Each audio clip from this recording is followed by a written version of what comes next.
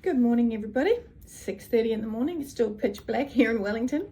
This morning I just wanted to have a bit of a conversation about an article I wrote, or an op-ed actually, I wrote for the Otago Daily Times. It printed about a fortnight ago.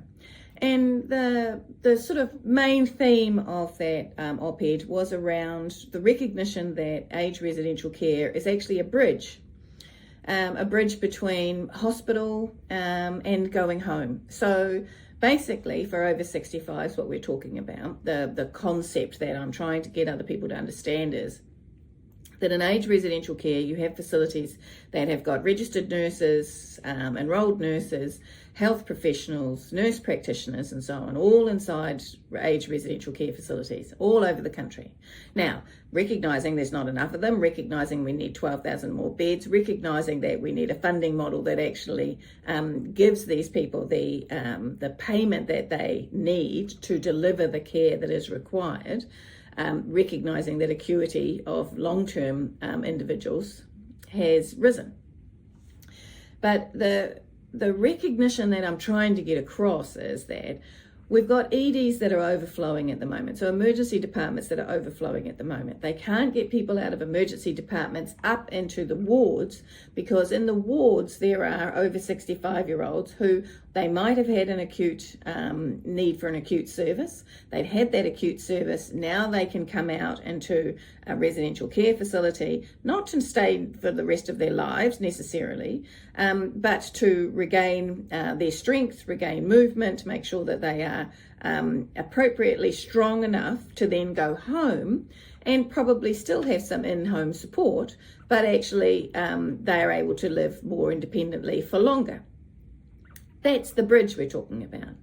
The other bridge that I'm talking about is when you have individuals at home who require respite. So they may have a spouse or a family member that looks after them most of the time, and it might be dementia or it might be physical illness or physical weakness that requires quite a lot of physical care.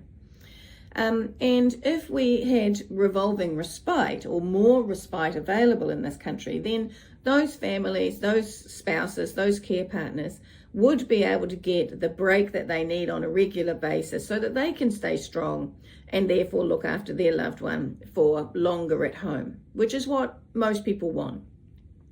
But most people are not getting the support that they need one way or another. And what I'm attempting to get, not just the service, but society in general to understand, is that aged residential care doesn't just have one role.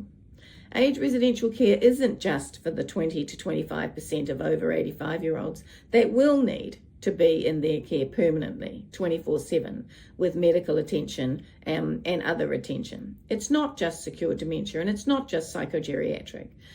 It has the capacity to be a hub that supports hospitals, that supports individuals being able to stay at home for longer, and supports families and care partners to be able to do what they want to do, but also get the respite that they need.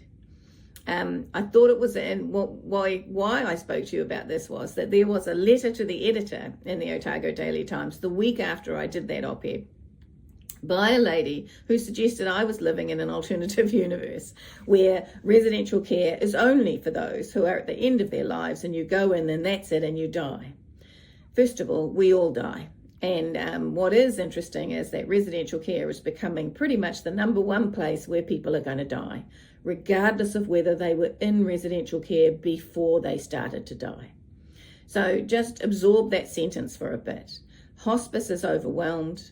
There is more and more situations where hospitals are discharging individuals to residential care to pass away. So residential care is becoming a palliative expert it's always had some palliative expertise, but it's becoming more and more the place where most New Zealanders will die. And that doesn't mean that they were living inside the facility before they began that journey. But we're all going to go on that journey at some stage of our lives. And to deny it just means that we don't plan properly for it.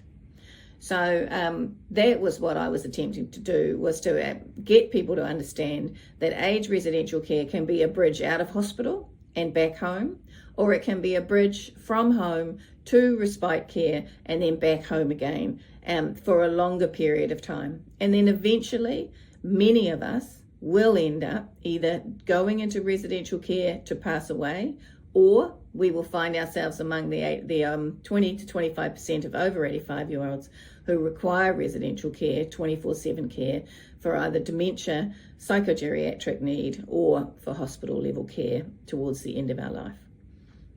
So I don't think I'm in a parallel universe. I think people just need to broaden their idea about what residential care is. Kia ora.